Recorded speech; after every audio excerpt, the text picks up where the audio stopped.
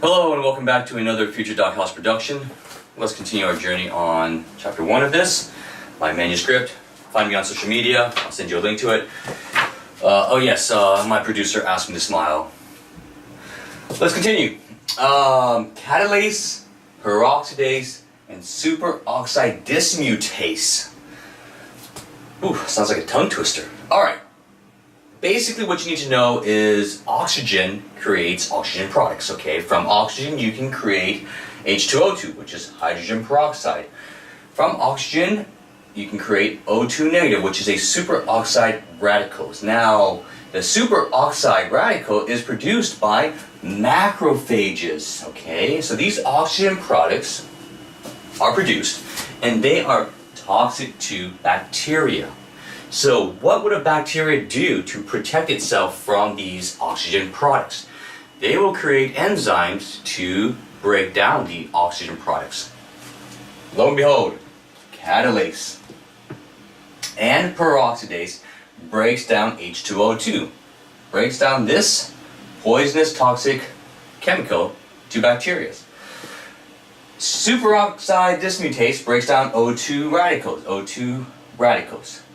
And the reason why these are important is because certain bacteria contain certain number of these these enzymes. Okay, so we can distinguish bacteria based off which enzymes they contain.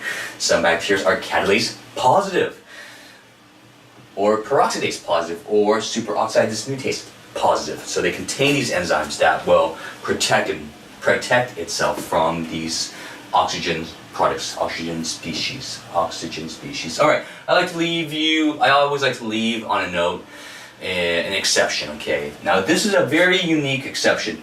These are obligate intracellular organisms. They live inside the cell.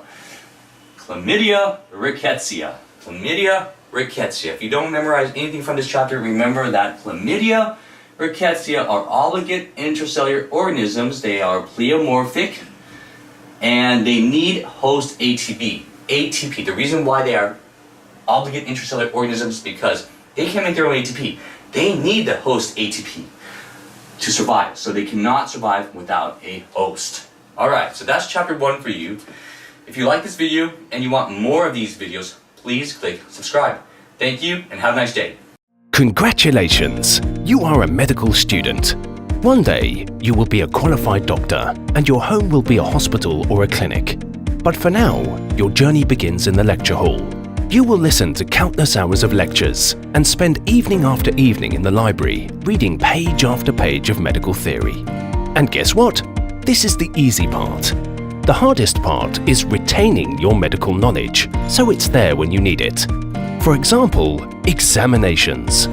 But don't worry, we are here to help. Meet Jeff. Jeff is a good student. He goes to all his lectures.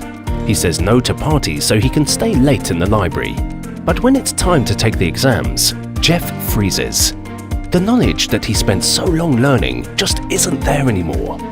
Now meet Jennifer. Like Jeff, she is a good student. But instead of just reading textbooks late into the night, Jennifer uses technology to help her study. She also watches lectures on YouTube and practices her knowledge with QUPI, a medical quiz app and online platform.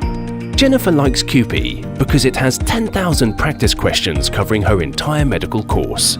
This means she can practice her medical knowledge from anywhere and in a way that actually prepares her for the exams. Because she is practicing with exam-style questions, when she takes real exams, she'll be ready. Don't be a Jeff. Begin your 7-day free trial with QUPI today.